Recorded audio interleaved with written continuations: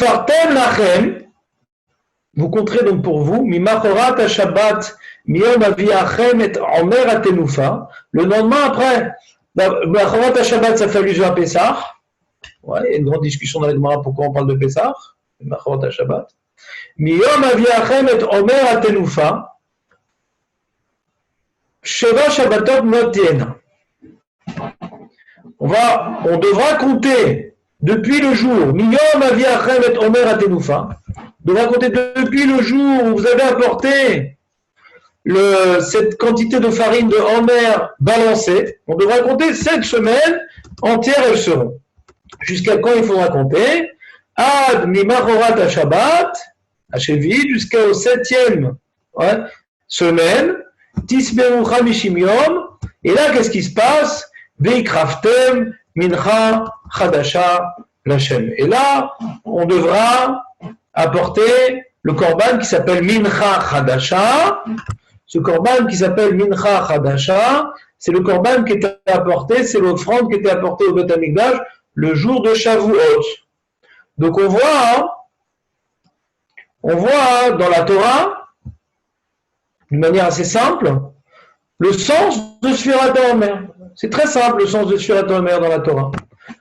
On vient tout simplement relier 2 korbanot. On vient relier le korban du Homer au korban de Shavuot. Le korban de Homer n'est pas apporté Pessah, il est apporté le lendemain de Pessah. Il vient permettre la consommation de la nouvelle récolte. Et le korban de Shavuot, il s'appelle Mincha Chadasha. Alors c'est étonnant, pourquoi il s'appelle Mincha Chadasha? Alors la nouvelle Mincha, en vérité, c'était le Homer. La première Mincha, la première offrande de céréales qui est apportée au Beth Amikdash, c'était celle qu'on a apportée le mois de Pessah, la Mincha Homer. Alors pourquoi c'est celle de Shavuot, de la fête de Shavuot qui était apportée 7 semaines après, qui s'appelle Chadasha? C'est pas la première Mincha de la nouvelle récolte qui a été rapportée, la première c'était le Homer. Alors ici, il y a quelque chose de très important qui se passe. Il faut connaître un petit peu quelques données de l'agriculture pour comprendre ce que la Torah demande ici. Dans le cycle des récoltes et des céréales, Hachem il a fait en sorte que la céréale qui est la première à être suffisamment arrivée à maturité pour être consommable, c'est la céréale, les séorim, de l'orge. L'orge, c'est la céréale qui, à partir de Pessah, elle est arrivée à maturité. Mais le blé est encore vert. Le blé est encore vert. Comme le blé est encore vert, on doit attendre avant de le récolter. Si quelqu'un veut le récolter et le manger vert, puisque le korban à Homer a déjà été rapporté, il a le droit. Il peut le manger. Mais c'est pas encore le blé dans toute sa beauté et dans tout sa... Il n'est pas encore arrivé à maturité, le blé. Donc ça, c'est très important de savoir que l'orge arrive à maturité à Pessah et le blé, il n'arrivera à maturité qu'à la période de Shavuot.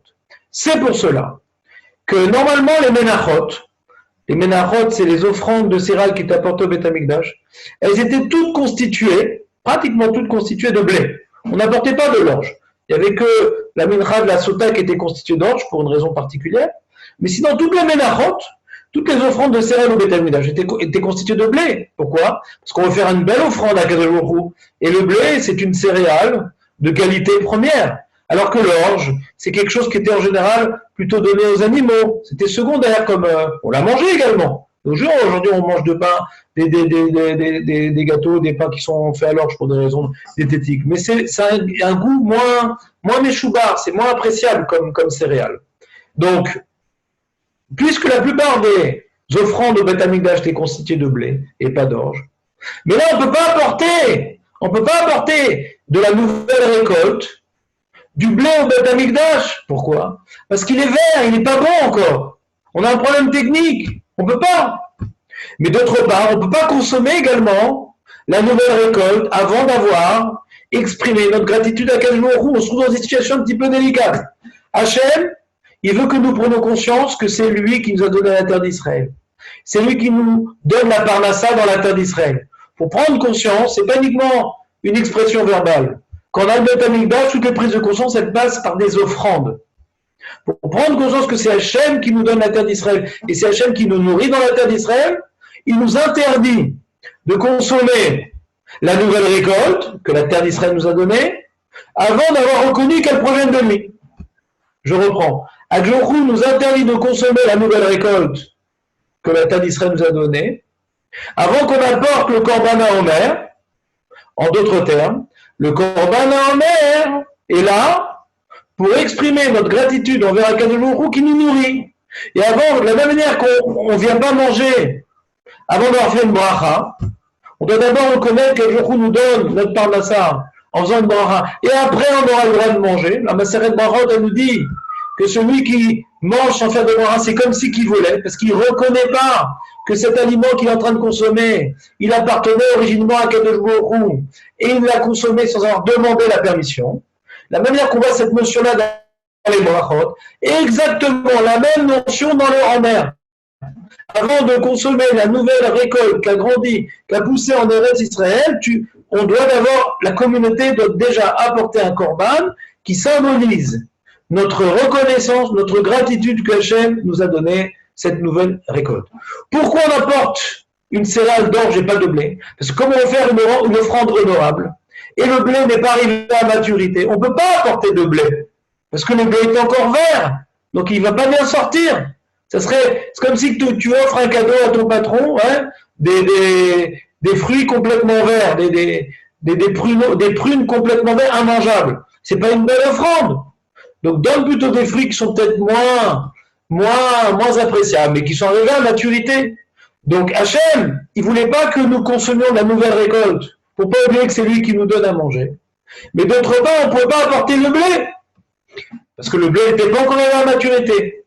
Donc on a dû apporter le lendemain de Pessah le Korban HaOmer pour reconnaître que c'est Hachem qui nous a donné la parnassa, les moyens de subsistance, et grâce à cela, on a pu donc commencer à manger de la nouvelle récolte grâce au Korban HaOmer qui vient donc permettre le Issour Khadash. Très très bien. Le problème, c'est qu'on n'a pas encore fait un très beau Korban. On n'a pas encore fait un très très beau Korban à Kadosh Baruch Hu. On n'a pas encore fait une très belle offrande à Kadosh Baruch Hu. Parce qu'on a dit que les séorines, l'orge, c'est une céréale de seconde qualité. Seconde qualité, elle n'est pas très très appréciable. Et pour remercier Kadosh Baruch Hu sur le fait qu'il nous nourrit, il est insuffisant d'apporter de l'orge. C'est une céréale de moindre importance. Donc on n'est pas encore satisfait de notre offrande. Donc on vient apporter une offrande complémentaire qui va compléter la première offrande du Homer. Cette offrande-là va être apportée à Shavuot. À Shavuot, là, c'est une offrande qui a le double de mesure, c'est une offrande qui est accompagnée de beaucoup de korbanot, c'est une offrande qui n'est plus d'orge, mais qui est de blé, c'est une offrande qui n'est plus de matzah, mais qui est de chamet. Donc là, c'est une belle offrande, beaucoup plus riche, beaucoup plus au niveau de notre gratitude que nous devons exprimer à Kadosh Baruch Hu. Donc pour pouvoir exprimer que l'idée que notre offrande du Homer est incomplète, elle n'est pas à la hauteur de la gratitude que nous devrions exprimer envers Akadosh Baruch Hu, que là on le fera à Shavuot. Donc on vient compter entre le Homer et la Mincha de Shavuot pour créer une sorte de pont virtuel entre ces deux offrandes, pour ne pas oublier que la première que nous avons apportée n'est pas suffisante. Elle n'est pas à la hauteur de la gratitude que je dois à Kadosh par rapport à ma parnassa. Donc je vais dire, voilà, ça fait un jour que j'ai apporté le Homer, mais j'ai toujours pas pu faire une offrande convenable. Ça fait 2 jours, mais j'ai toujours pas pu faire une offrande convenable. Le dernier jour, voilà, ça fait 49 jours que j'ai apporté. Maintenant, je peux faire une offrande convenable. Donc je viens relier, je viens pas oublier. Alors que c'est une période de travail harassant dans les champs. Pour pas oublier qu'on n'est pas encore acquitté de notre devoir de gratitude, on vient faire un compte entre la offrande du Homer et l'offrande de Shavuot pour dire que cette offrande-là est incomplète. On vient relier par la Sfirat Homer. Vous avez des questions? Non, ça va. Non, ça va.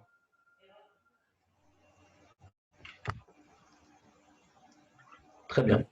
Alors, j'aimerais rentrer un peu plus dans le détail maintenant, parce que d'après ça, on comprend vraiment, on a un vrai problème. c'est qu'aujourd'hui, ce qu'on fait, on n'est plus des agriculteurs. Aujourd'hui, on n'apporte plus de corbanotes. Ouais. Pour quelle raison les Chachamim, ils ont décidé de nous instituer, en souvenir du Beth Amikdash, cette loi de continuer à dire la Sfirata Omer, de faire un compte entre deux corbanotes qui n'existent plus, pour des gens qui ne sont plus des agriculteurs. Il y a plein de choses qui étaient au Beth Amikdash, que les Chachamim nous ont pas institué de perpétuer à faire de nos jours. Il y a plein de choses au Beth Amikdash qu'on ne fait plus aujourd'hui. Là, précisément, cette halakha qui est intimement liée aux lois du Beth Amikdash, il faut continuer à la faire aujourd'hui, à faire un compte qui représente plus grand chose pour nous. Alors, c'est pour ça que le Ran, il a rapporté, non, on peut donner un sens différent à cette mitzvah-là, qui est relié le don de la Torah à la sortie d'Égypte. Alors, j'aimerais maintenant un petit peu plus vous expliquer c'est quoi le mincha par rapport à un korban de... Il y a deux types de corbanotes qui sont apportés au Beth Amikdash. Il y a un korban à partir de céréales et un korban qui est à partir de bêtes. On apporte une bête, on vient immoler une bête et on vient prendre le sang de la bête et on met sur le misbéach, on met sur l'autel. Quelle est la différence entre ces deux corbanotes? Le korban de bête, c'est quelque part on vient reconnaître qu'Hachem nous donne la vie. C'est comme si Hachem nous donnait notre sang. Donc on vient maintenant apporter une bête, on vient une identification avec la bête, c'est comme si notre vie venait d'Akadosh Baruch Hu, et là quand la bête elle meurt, on dit voilà, nous-mêmes, si Hachem ne nous a pas donné la vie, on aurait été comparable à cet animal. La céréale, c'est la parnassa. La parnassa, c'est pas ce que Hachem nous donne une vie corporelle, c'est vraiment perpétuer notre vie, en nous donnant les moyens de subsistance pour continuer à vivre. Donc c'est ça la notion de la mincha. C'est pour ça qu'on comprend que pendant la période des récoltes, dans la période où toute la parnassa, tous les moyens de subsistance du Ham Israël étaient, comment dirais-je, en train de se jouer, puisque c'est la période des moissons, et bien durant cette période-là, donc c'est des corbanes non pas de bêtes qui étaient mis au premier plan, il y avait également des corbanes de bêtes qui étaient apportées à Shavuot et qui accompagnaient le corban en mer. Mais on voit que dans la parashat Emor, dans Perek Kav Gimel de Vaïkra, on ne parle pas de ces bêtes-là. On parle de l'essentiel du korban qui était le korban de céréales. Pourquoi l'offrande de céréales était essentielle du Homer et de Shavuot? Parce qu'on a dit c'est prendre conscience que Hachem nous a donné cette terre-là, et cette terre-là, elle nous nourrit. Donc ça, c'est lié à la notion de mincha, qui est une offrande de céréales. Maintenant, la notion que j'aimerais vous expliquer maintenant, c'est que il y a un parallèle entre le Homer et les Sheté Alechem de Shavuot. Le Homer qui est apporté le lendemain de Pessah, on a dit, il vient permettre la consommation de la nouvelle récolte. Mais on ne peut toujours pas apporter cette nouvelle récolte dans l'enceinte du Beth Amikdash. Quelqu'un qui est maintenant qui va offrir un cadeau au Beth Amikdash, il peut apporter une bête, il n'y a pas de problème. Mais s'il veut apporter une offrande de céréales, il pourra le faire uniquement avec une céréale de l'année dernière. Mais de la céréale de la nouvelle récolte, il ne pourra pas apporter encore au Beth Amikdash. Quand est-ce qu'il pourra apporter au Beth Amikdash une mincha, une offrande de céréales à partir de céréales de la nouvelle récolte? Ça sera uniquement à partir de Shavuot. C'est ce qu'on a vu ensemble. Il y a marqué Vekravtem mincha chadasha l'Hashem. On devra apporter une mincha chadasha. C'est-à-dire qu'à Shavuot, c'est la nouvelle mincha au Beth Amikdash. C'est la première offrande de céréales de blé. C'est la première offrande de céréales de blé qui est apportée en cadeau à Kadosh Baruch Hu à Shavuot. C'est pour ça que un des noms de la fête de Shavuot s'appelle Yom HaBikurim. Bikurim, c'est quoi? C'est les premières, c'est toute la notion de prémices. La première chose, on l'apporte à Kadosh Baruch Hu. La première fois qu'on va apporter du blé au Beth Amikdash dans une offrande, donc un blé de la nouvelle récolte, c'est à Shavuot. C'est pour ça que c'est Yom HaBikurim, la première offrande de blé dans le Beth Amikdash. Donc si on compare le Homer à Shavuot, on voit quelque chose de très intéressant. Le Homer vient permettre la consommation de la nouvelle récolte, mais on ne peut toujours pas apporter une offrande dans le Beth Amikdash. Cette nouvelle récolte, on peut la consommer, Mais on ne peut pas maintenant l'élever au Beth Amikdash. On peut s'en nourrir, mais on ne peut pas l'élever au Beth Amikdash. Quand est-ce que cette nouvelle récolte pourra être élevée dans la maison de Dieu? Uniquement à Shavuot. Alors là, c'est une notion très intéressante, je pense. Qu'est-ce qu'on apprend ici? On apprend que un des fondements du judaïsme, il nous donne la vie, il nous donne le terre d'Israël, il nous donne la santé, qu'il donne la santé à Israël tout entier, au monde entier, les Hachem, qu'il a Géoula et la brûle pour le monde entier. Et Hachem nous donne des moyens matériels, Hachem, il nous donne tout ce qu'il faut pour vivre, il nous donne tout ça. Des fois, on se demande, mais pourquoi je travaille pour manger? Pourquoi je mange pour travailler? C'est un cercle un petit peu qui n'en finit pas. Où, quelque part, on reçoit des moyens de subsistance, on reçoit des moyens matériels, mais ils servent à rien, parce que si maintenant on mange pour travailler, on travaille pour manger, alors ça ne sert pas à grand-chose. Les agriculteurs, comment ils ont pu maintenant consommer la nouvelle récolte, pour leur donner des forces pour travailler, alors c'est éphémère ce qu'ils ont pu recevoir. Parce que s'ils mangent pour travailler, ils arrêtent de travailler, quoi. Par contre, si maintenant cette nouvelle récolte peut trouver une affectation élevée, peut sortir du cadre éphémère de la vie séculière, peut maintenant être utilisée pour nous rapprocher d'Akadosh Baruch Hu, en considérant que cette récolte-là m'a été donnée pour servir les valeurs divines, pour me subordonner à Akadosh Baruch Hu, pour m'assujettir à ses idéaux. Alors là, ces moyens de subsistance vont pouvoir sanctifier ma vie. Il y a les moyens de subsistance vont me donner des forces pour agir, mais dans quelle direction j'agis après? Qu'est-ce que je fais avec ces forces-là? Le fait de pouvoir consommer, le fait de pouvoir consommer de la nouvelle récolte, sans pouvoir l'élever spirituellement, devrait normalement générer en nous une frustration. Une frustration. C'est comme si quelqu'un, il assiste à un événement extraordinaire, et il n'a pas pu le filmer. Il voit un truc, jamais on n'a vu un truc pareil, je sais pas, un éclair qui est tombé à un endroit, un truc, il n'a pas pu le filmer. Donc c'est éphémère, il a une frustration de ne pas avoir pu éterniser ce moment. De quelle manière on peut éterniser la matérialité que Hachem nous a donnée, toute la matière que Hachem nous a donnée, quand on peut l'élever et lui donner une affectation, le mettre au service d'Akadosh Baruch Hu. Donc là, maintenant, on vient transformer cette matière en spirituel. Donc, comme maintenant j'ai reçu, moi je suis un agriculteur à l'époque du Beth Amikdash, je peux consommer, je fais du pain, je fais des gâteaux, etc. Dire, tiens, maintenant je suis content, j'ai ma nouvelle récolte, je vais apporter une offrande à Akadosh Baruch Hu. T'as pas le droit. Tu n'as pas le droit d'apporter une nouvelle offrande. Je suis content, elle a bien sorti. Ma récolte est très bien sortie cette année-là. J'ai envie, avec cette nouvelle récolte-là, d'apporter des offrandes à Akadosh Baruch Hu. Tu ne peux pas. Cette interdiction pourquoi, et on expliquait pourquoi on ne peut pas apporter ces offrandes au Beth Amikdash. Il faut attendre que le blé puisse arriver à maturité, pour que ça puisse être une offrande suffisamment belle, qu'elle puisse être proportionnelle à la gratitude que je dois exprimer à Akadosh Baruch Hu. Donc il faut que le blé soit beau, le blé soit beau, il faut qu'il soit bien, il est grossi, qu'il soit arrivé à maturité, donc il faut attendre la période de Shavuot, qui est la période particulière où le blé est arrivé à maturité.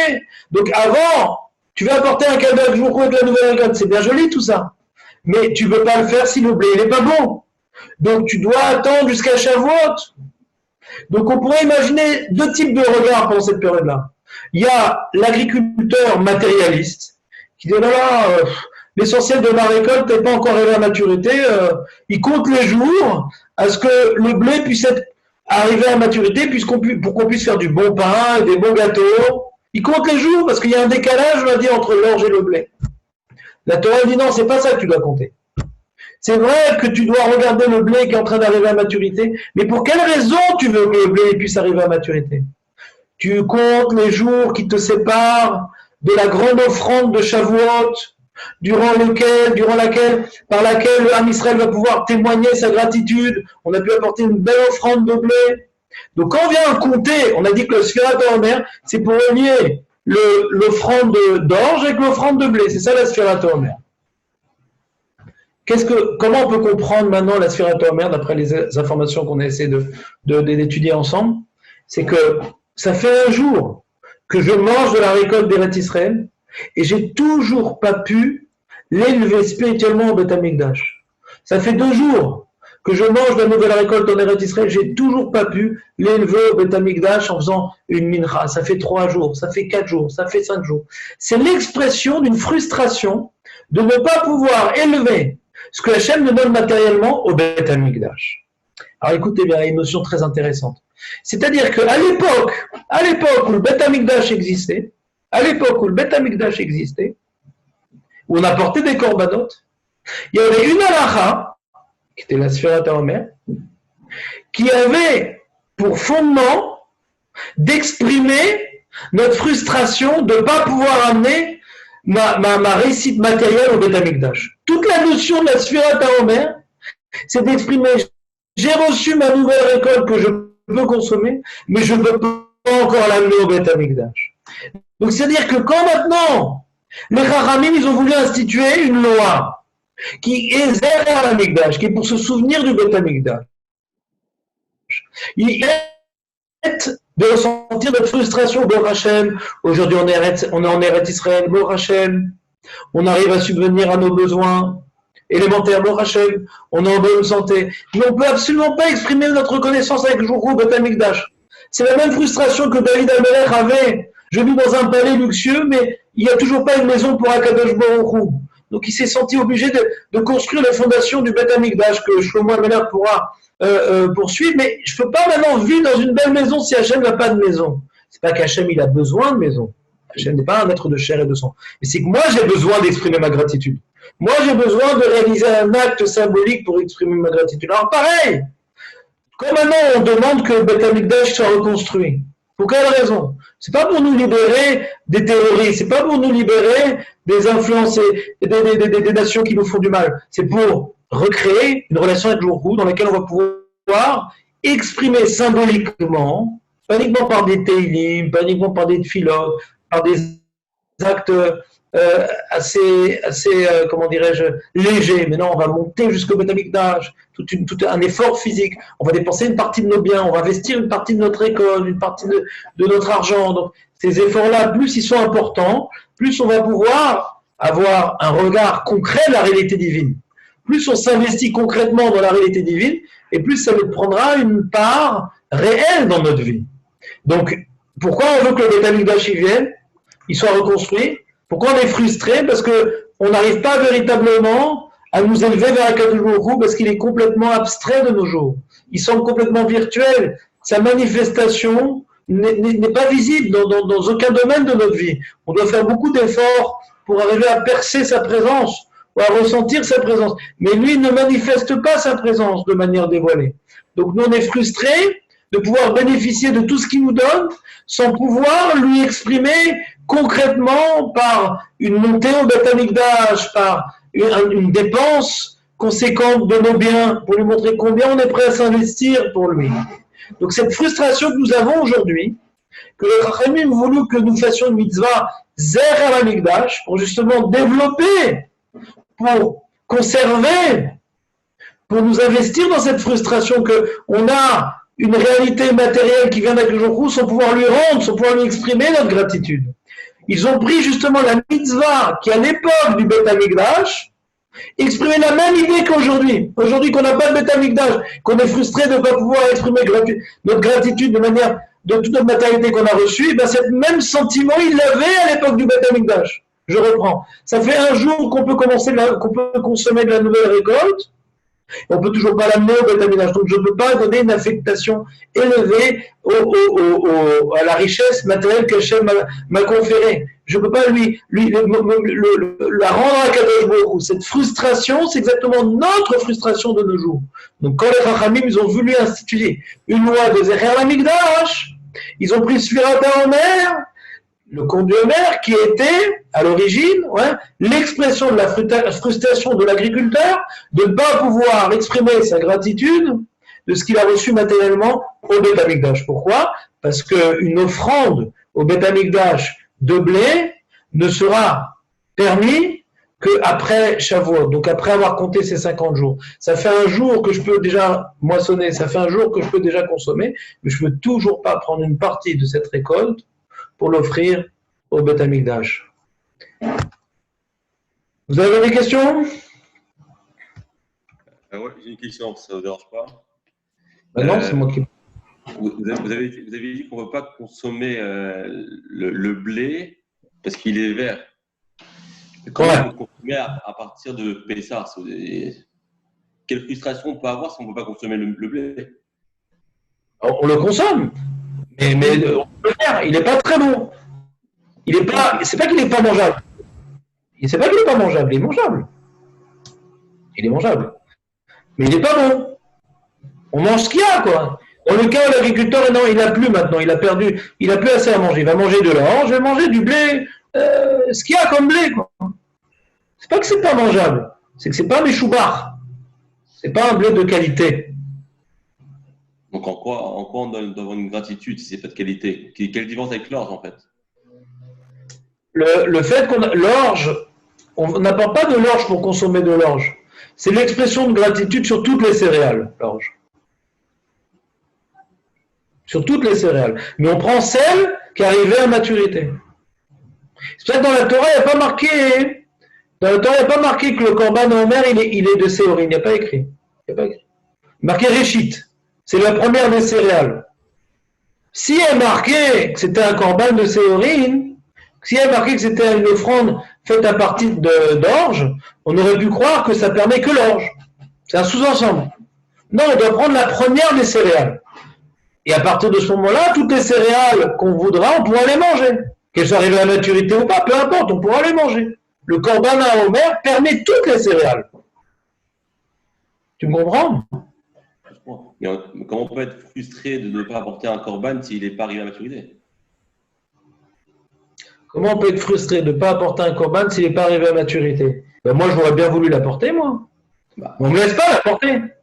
Moi, ça ne me dérange pas de l'apporter. Mais on ne me laisse pas l'apporter. Ça revient à l'orge qui est pas bien. Exactement. Donc l'orge, on n'apporte pas, à part la sota, ouais. Et le blé, j'aurais pu l'apporter, parce que les ménachot, elles sont faites de blé, on ne me laisse pas l'apporter. Parce que ce n'est pas un korban qui est honorable pour Akadosh Baruch Hu d'apporter un tel blé. Donc je suis frustré. Pourquoi je suis frustré? Parce que les conditions climatiques, les cycles des saisons ont fait, les cycles des céréales ont fait que je peux commencer déjà à manger des céréales sans pouvoir apporter des ménachot de cette nouvelle récolte. Hachem, il a fait comme ça les choses pour créer ce décalage. Il y a un décalage entre la permission de consommer toutes les céréales que je voudrais, arriver à maturité ou pas, mais je ne peux rien apporter au Beth Amikdash. Donc toute cette nouvelle récolte, elle n'est que matérialiste. Elle n'a rien de spirituel. Elle ne permet en aucun lieu d'avoir une élévation spirituelle par son intermédiaire.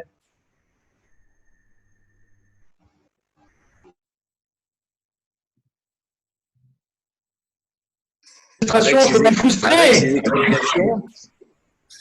Attends, j'ai pas fini un instant. Je suis frustré que le blé soit pas arrivé à maturité aussi. Tu peux le dire comme ça. C'est-à-dire, je commence déjà à manger des céréales et je peux toujours pas apporter de ménachot avec mes céréales. Ce décalage aussi est une frustration, d'une certaine manière. Okay, là, je comprends mieux. Ouais. Je te dis ça pour t'aider, mais malgré tout, c'est-à-dire, en plus, il y a un moment, il faut que tu saches qu'il y a des champs de blé qui étaient mieux arrivés à maturité, parce qu'ils étaient plus ensoleillés. D'accord? Les champs de blé qui étaient plus ensoleillés, eux, pouvaient être arrivés. C'était possible d'avoir des champs de blé arrivés à maturité. Mais globalement, les champs de la nation n'étaient pas arrivés à maturité. Et comme à Shavuot... Comment? Naturellement, ça ne va pas arriver à maturité.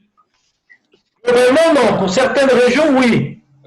Mais maintenant, comme l'homme Israël veut apporter un korban qui représente la communauté, donc l'offrande de blé devrait correspondre que tout le monde aurait pu apporter du blé. Ça, c'est à Shavuot.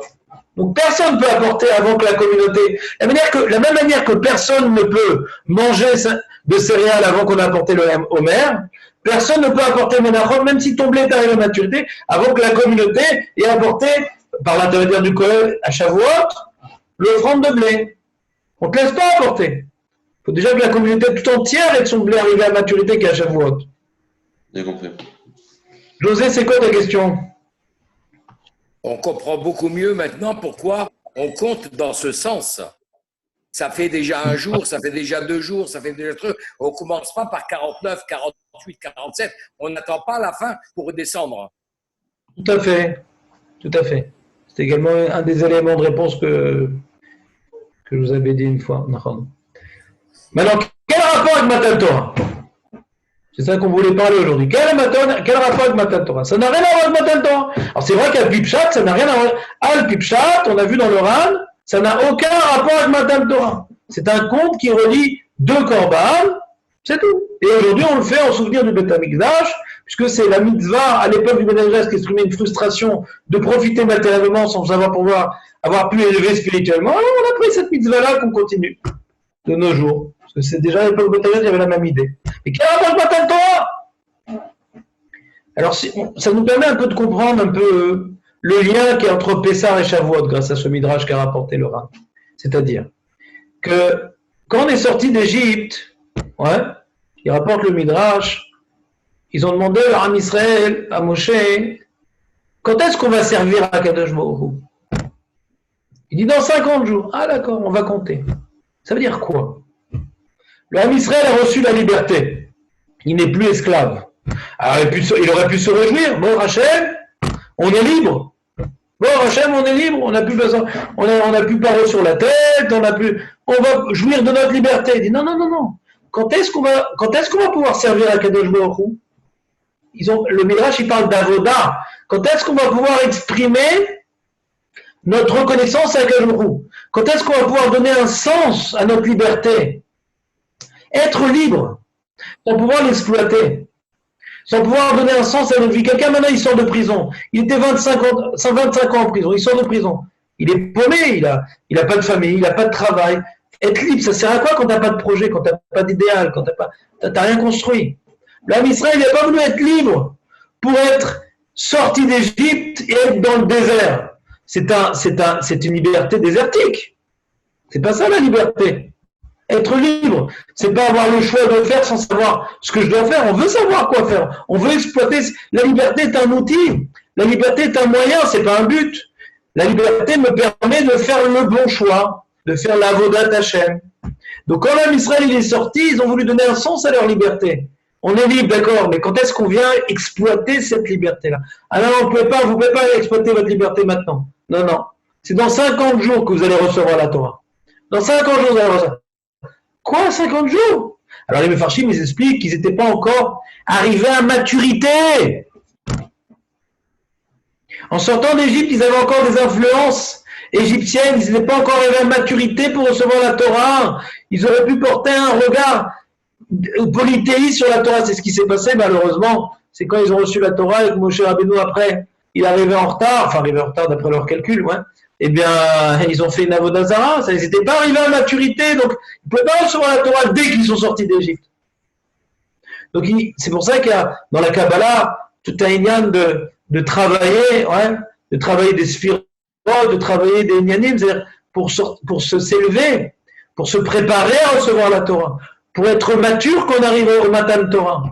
Pessah, on célèbre notre liberté, et après on se prépare pour recevoir la Torah. Pourquoi? Pour être mature. Que la Torah, on la prenne avec sérieux. Toutes les choses qu'on fait de manière empressée, alors on a tendance à les voir d'une manière légère. Les choses qu'on attend pendant longtemps, par exemple là on est en bidoud, on est en confinement. Alors il y a des choses qu'on a prévu de faire. Je sais pas, une intule dans la forêt, on a prévu une réunion familiale, on y rêve, on y pense, on y songe. Plus on l'attend, plus on va la faire de manière avec plaisir. Plus les choses sont préparées, plus on les attend, et mieux on les apprécie, et mieux on leur donne leur véritable portée, leur véritable importance. quand on donne les enfants gâtés pourris de riches, on leur donne tout de suite. Donc, ils donnent pas l'importance à ce qu'ils reçoivent. Ils reçoivent tout de suite. Mais quand quelqu'un dit, voilà, quand tu auras 13 ans, tu auras ça, d'accord? Moi, ma fille, elle a 11 ans, elle veut un Nagan, ouais. Je dis, non, à la bat mitzvah, t'as un Nagan. Quel problème, Nagan? Aucun problème. Mais il ne faut pas recevoir tout de suite. C'est après la vie. On ne sait pas apprécier la chose. Là, elle va être contente qu'elle reçoive, parce qu'elle a attendu, elle a compté. Ça fait un jour que mon père m'a dit ça, j'ai toujours pas reçu de Nagan. Ça fait 2 jours. Toujours. Ouais, elle va faire ça. Suffira ta Nagan. Chaque chose qu'on a, le mariage aussi. On a fixé une date pour le mariage. Si on rencontre, on fait un chidour, on se marie le lendemain, on n'a pas le temps encore de réaliser ce qui se passe. Là, on commence à réfléchir, c'est quoi le mariage? On devient plus mûr pour le mariage. Qu'est-ce que ça implique? On se prépare. Ouais. Donc, Hachem, il a fait, dans la Briat Haolam, Hachem, il a fait qu'il y a d'abord l'orge et ensuite il y a le blé, pour illustrer le fait, justement, il y a besoin de préparation pour arriver au top. Le blé, c'est le top. Hachem, il n'a pas voulu donner le blé tout de suite. Pour qu'on puisse apprécier son cadeau qui est le blé, qu'il va nous donner en Eretz Israël, Hachem, il a voulu d'abord nous donner une céréale de moindre importance, et comme ça, on va commencer à goûter de la nouvelle récolte, et on n'a toujours pas reçu ce blé-là, ça c'est au niveau matériel. Mais même au niveau spirituel, et ce blé-là, on ne peut pas l'élever au Beth Amikdash. Alors c'est exactement ce qui s'est passé à la sortie d'Égypte. Ça fait un jour qu'on a reçu cette liberté, mais on ne peut toujours pas donner à cette liberté sa véritable affectation. Élever cette liberté pour servir à Kadosh Baruch Hu. C'est exactement la même notion qu'on a entre le Homer et Shavuot. Ça fait un jour que j'ai un potentiel alimentaire, mais je ne peux toujours pas faire de ça un service à Kadosh Baruch Hu. J'ai un potentiel de liberté que j'ai reçu à Pessah, je ne peux toujours pas servir à Kadosh Baruch Hu avec ce potentiel-là. C'est ça le parallèle qu'on peut voir avec le Pshat et le Midrash. Vous avez des questions? Non, ça va. Ah, c'est bon. Donc, ce que j'aimerais qu'on retienne de cette idée-là, ouais, ce que j'aimerais qu'on retienne comme message, tous les soirs, on va faire notre Sfirat HaOmer. On va compter, déjà, quand on va compter, on va dire, on voit bien, Rahaman, Yachazir, Avodat, Beth Amikdash, on voit bien que c'est quelque chose, qu'il y a une frustration qui n'est pas de Beth Amikdash, c'est clair, le Pshat, il est clairement écrit dans le texte de nos Siddurim, qui vient d'Agmara. Donc déjà, on doit sentir véritablement une frustration de ne pas avoir de Beth Amikdash. On n'a pas besoin de Tcha B'Av pour ça. On a la période du Homer pour sentir cette frustration, ouais, de pouvoir être en bonne santé, de pouvoir accoucher d'enfants sans apporter le korban. On a la paracha de la semaine, la femme qui a accouché, elle doit apporter un korban. Ouais. On a toutes sortes d'expressions de gratitude qu'aujourd'hui, tout ce qu'on reçoit de matériel, eh ben on laisse dans le matériel. On ne peut pas l'élever pour Akadosh Baruch Hu réellement. Alors c'est vrai qu'on fait des dons de tzedaka, on a des yeshivot, c'est ce qui nous reste. C'est ce qui nous reste. Mais ce n'est pas un don direct vers Akadosh Baruch Hu. Ça ne nous permet pas de matérialiser un peu plus notre relation avec Akadosh Baruch Hu. Donc déjà, quand on fait la Sfirat HaOmer, il faut donc bien ressentir, ouais, l'absence du Beth Amikdash et combien on souhaite. C'est pour ça qu'on dit à Rahaman, on fait une prière pour que le Beth Amikdash il puisse être construit. C'est le premier niveau de Kavana qu'on doit faire quand on fait la Sfirat HaOmer. Deuxième niveau de Kavana qu'on doit avoir, ouais, c'est de sentir que on doit se préparer à la venue du Mashiach. On doit se préparer à la construction du Beth Amikdash. Ça fait très longtemps qu'on l'attend le Beth Amikdash. Très très longtemps. Très longtemps qu'on attend le Beth Amikdash. Mais qu'est-ce qu'on attend? Encore une fois. Qu'est-ce qu'on attend de ce Makom-là? Qu'est-ce qu'on attend quand il va être construit le Beth Amikdash? Qu'est-ce qui va arriver à ce moment-là?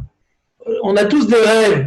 Mais il va tomber du ciel, enflammé. Mais qu'est-ce qu'on va faire là-bas? On va danser là-bas. On va manger là-bas. Ouais. On va brandir des drapeaux. Qu'est-ce qu'on va faire là-bas? Qu'est-ce qu'on va faire dans le Beth Amikdash? Ouais. On va servir à Kadosh Baruch Hu. On va exprimer notre subordination à Kadosh Baruch Hu. C'est un lieu, ouais, où quelqu'un qui est tamé, qui était en état d'impureté, s'il y rentre, il peut être Rav Mitar, ouais, il peut être Rav Karet, pardon. Eh bien, donc c'est un lieu de ira, un lieu de subordination à Kadosh Baruch Hu. On veut du Beth Amikdash, mais on sait ce qui se passe là-bas. Alors si vraiment on veut du Beth Amikdash, on a la possibilité, de nos jours, selon les halachot que nous avons, de nous subordonner à Kadosh Baruch Hu, de renforcer notre Yirat Shamayim, de renforcer le respect de la synagogue, Il y a beaucoup de rabbinim qui ont parlé qu'aujourd'hui, pourquoi Hachem nous a supprimé la synagogue, parce que peut-être on parlait dans la synagogue, peut-être qu'on avait, on avait la tête déjà dans la synagogue. On veut du Beth Amikdash, mais est-ce que dans la synagogue, on témoigne de la crainte du ciel qu'on devrait avoir dans le Beth Amikdash? Si ce n'est pas le cas, alors pourquoi Hachem nous donnera le Beth Amikdash? Ça serait pour nous source d'accusation. Imagine dans le Beth Amikdash, on ne s'est pas entraîné. On ne s'est pas entraîné à respecter Akadosh Baruch Hu, on ne s'est pas entraîné à craindre Akadosh Baruch Hu, on ne s'est pas entraîné à faire des sacrifices pour Akadosh Baruch Hu. Si on veut le Beth Amikdash, on est frustré qu'il n'y ait pas le Beth Amikdash, c'est qu'au moins ce qui nous est donné de faire aujourd'hui, qu'on devra faire par la suite au Beth Amikdash, déjà on le fait bien. Tous ces actes de subordination, ouais. Donc des fois, on doit se taire pendant le Kaddish, ouais. On doit avoir les mains propres pendant la tefila, pas soucher les oreilles, le nez, le ci, le ça, une certaine retenue. On s'adresse à quel jour, il faut être bien habillé. Faut pas être, là, on est à la maison, on prie à la maison, est-ce qu'on est en short, est-ce qu'on est pieds nus, est-ce qu'on est bien habillé, sentir la crainte d'Akadosh Baruch Hu. Si on veut du Beth Amikdash pour mieux ressentir la crainte d'Akadosh Baruch Hu, pour mieux ressentir sa présence, alors il faut s'entraîner à ressentir sa présence pour amener la venue du Beth Amikdash. Comment? Il y a une question ou juste du bruitage?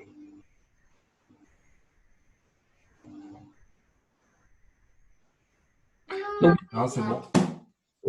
Bezrat Hashem, on doit bien, il y a une mitzvah d'étudier pour compter comme si on a fait des corbanotes, comme si on a construit Beth Amikdash, d'étudier un petit peu qu'est-ce qui se passait au Beth Amikdash. Il y a des Mishnayot, il y a des Gemarot, aujourd'hui j'imagine qu'il y a même des dessins animés, il y a toutes sortes d'outils. C'est pas un lieu, ouais, c'est un lieu de simcha. C'est vrai qu'il y a une grande simcha, mais c'est une simcha d'être proche, c'est comme tu vois un chassid qui est proche de son admour. Il y a une certaine retenue, il n'y a pas de familiarité, mais c'est un sentiment d'admiration, de privilège, d'être proche du roi, mais il n'y a pas de légèreté. Il y a vraiment une subordination, un sacrifice. On a vu dans Parashat Shemini, Nadav et Avihu, ils ont voulu faire preuve d'initiative, apporter un korban qu'on ne leur a pas donné. Ça leur a coûté la vie. C'est pas un lieu où on fait preuve d'initiative, c'est un lieu où on se soumet, un lieu où on obéit à la lettre à ce que Hachem nous demande, pour ressentir qu'il est là, il n'y a que lui, et nous on s'efface devant sa volonté. Alors cet effort-là, pendant la Sphira, Omer, il y a un effort d'effacement devant Akadosh Baruch Hu, de se faire tout petit. Plus on se fait petit, et plus on lui donnera de la place à ce qu'il construise sa maison. C'est peut-être pour cela que c'est pendant cette période-là que Hachem il a témoigné d'une certaine rigueur envers le Ham Israël lorsqu'il a tué les Talmidim de Rabbi Akiva, parce que comme maintenant c'est une période de travail sur soi, une période de sacrifice, une période où on se fait tout petit, une période où on veut accomplir la volonté divine, où on oublie qui on est, on regarde ce qu'on doit faire. Alors le fait de ne pas donner suffisamment de kavod aux autres, c'est un ego qui est trop important. Quand je donne du kavod à l'autre, pourquoi ça me dérange? Parce que j'ai l'impression qu'il est plus important que moi. Mais comme maintenant on est au Beth Amikdash, justement toute mon importance, elle est effacée. Donc quelqu'un qui a fait son ego tout petit n'a aucun problème de donner du kavod aux autres. Donc la période, depuis Pessah jusqu'à Shavuot, c'est une période où on doit travailler notre ego, on doit se faire tout petit, donner une grande place à Akadosh, donner une grande place à la Torah et les mitzvot. C'est peut-être pour ça que c'est une période de din particulière durant laquelle on fait attention d'être en avelout, on fait des restrictions pour pas que le din s'abatte sur nous, que le jugement divin s'abatte sur nous. Pourquoi? Parce que c'est une période où on a un travail à faire sur nous, un travail de se faire tout petit, de vouloir sacrifier ce qu'on peut sacrifier à Akadosh et ce qu'il nous demande de sacrifier à Akadosh, pas tout bien sûr, ce que Hachem nous demande de sacrifier. Dans Hachem, qu'on ait que des bonnes nouvelles dans Hachem, et à bientôt. Amen, Toda Rabba. Amen. Chazak. Chazak. Chazak. Brave. Oui? C'est bien. Quel rapport avec Matan Torah? Juste pour résumer. Désolé. Oui? Quel rapport avec Matan Torah? Quel rapport Matan Torah? Qui pose la question? C'est moi. Sur le même. On va l'expliquer alors. Quand on est sorti d'Égypte, ouais, on dit quand est-ce qu'on va faire la voda sur cette montagne-là? C'est-à-dire c'est bien qu'on soit libre, mais tant qu'on n'a pas pu exploiter cette liberté pour servir à quelqu'un, on est frustré. Ça fait un jour que je suis d'Égypte, un jour que sortir d'Égypte, mais je ne peux pas encore servir à Kadosh Baruch Hu. Ça fait 2 jours que je sortir d'Égypte, mais je ne peux pas. Ma tête à Avdoun ala Harazé, ils ont demandé quand est-ce qu'on peut servir à Kadosh Baruch Hu? C'est leur volonté de se subordonner. Mais ils n'étaient pas arrivés à maturité. Ok. Donc vous revenez sur le RAN. J'explique le lien entre le pshat et le drash. D'accord. On a reçu une liberté matérielle qu'on ne peut pas encore élever spirituellement. Super. C'est bon? Très bien. Merci beaucoup. Et rêve Bientôt.